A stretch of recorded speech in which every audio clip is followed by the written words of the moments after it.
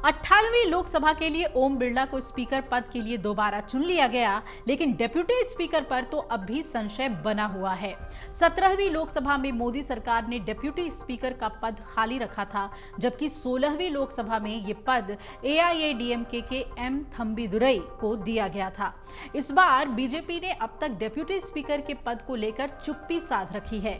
नरेंद्र मोदी तीसरी बार प्रधानमंत्री बन गए हैं, लेकिन तीसरा टर्म अपने दम पर नहीं बल्कि अपने घटक दलों के बदौलत ये टर्म बीजेपी को मिला है।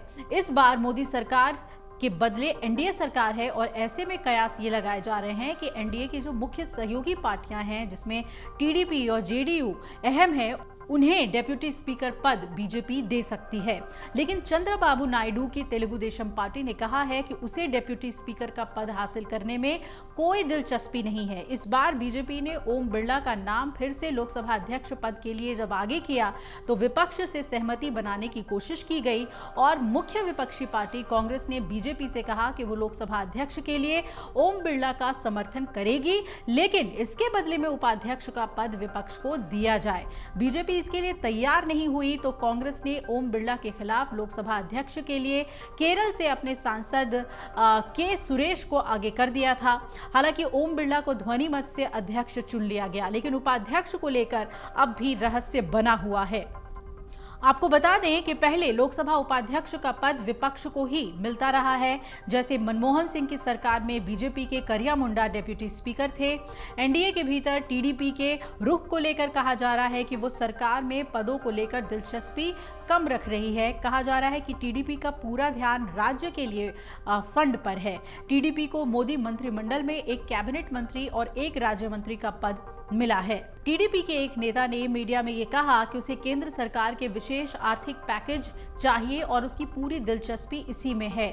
साथ ही टीडीपी नेता ने यह भी कहा कि हमने शुरू से ही ना तो स्पीकर और ना ही डिप्यूटी स्पीकर पद में कोई दिलचस्पी दिखाई है। हमने इसे एनडीए के बाकी सहयोगियों के लिए छोड़ दिया था। अगर बाकियों की दिलचस्पी है तो वो मांग सकते हैं। टीडीपी नेता ने इशारा किया कि जनता दल यूनाइटेड इस पद के लिए दिलचस्पी दिखा सकती है। हालांकि जेडीयू ने भी डिप्यूटी स्पीकर के पद को लेकर कुछ नहीं कहा है। अब जेडीयू के एक नेता ने यह कहा कि बीजेपी ने ऐसा कोई संकेत नहीं दिया है कि वो डिप्यूटी स्पीकर का पद हमें देगी। हालांकि राज्यसभा में भी उपसभापति का पद जेडीयू के पास ही है, तो जेडीयू के हरिवंश राज्यसभा में उपसभापति हैं। ऐसे में जेडीयू के पास संसद के दोनों सदनों में उपाध्यक्ष की जिम्मेदारी मिले, इसकी संभावना कम ही दिखती है। अब कांग्रेस ने बुधवार सुबह तक ये कहा था कि अगर बीजेपी डिप्यूटी स्पीकर का पद विपक्ष को देने के लिए तैयार है तो वो लोकसभा अध्यक्ष के लिए अपने उम्मीदवार का नामांकन वापस ले लेगी, लेकिन बीजेपी की तरफ से उन्हें ऐसा कोई ऑफर नहीं मिला। छठी लोकसभा से लेकर 16वीं लोकसभा तक डिप्यूटी स्पीकर का पद विपक्ष के पास ही रहा है।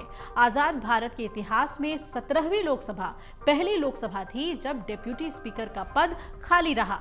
अब संविधान का अनुच्छेद 93 क्या कहता है, आइए उसके बारे में भी आपको बता दें। तो डिप्यूटी स्पीकर को लेकर का अनुच्छेद 93 कहता है कि लोकसभा में डिप्यूटी स्पीकर का चयन होना ही चाहिए। सदन के 2 सदस्यों का चयन स्पीकर और डिप्यूटी स्पीकर के रूप में होना संविधान के अनुसार अनिवार्य है। 1969 तक कांग्रेस की सत्ता में भी कांग्रेस ये दोनों पद अपने पास ही रखती थी, लेकिन साल 1969 में ये चलन बदल गया और कांग्रेस ने ऑल पार्टी हिल लीडर्स के नेता गिलबर्ट जी स्वेल, जो उस समय शिलोंग से सांसद थे, उन्हें ये पद दिया। संविधान के अनुच्छेद 95 के मुताबिक डिप्यूटी स्पीकर लोकसभा अध्यक्ष की अनुपस्थिति में उनकी जिम्मेदारियों का निर्वहन करता है। अगर डिप्यूटी स्पीकर का पद खाली रहा तो उस स्थिति में राष्ट्रपति लोकसभा के लिए सांसद का ये काम करने के लिए किसी को चुन लेते हैं।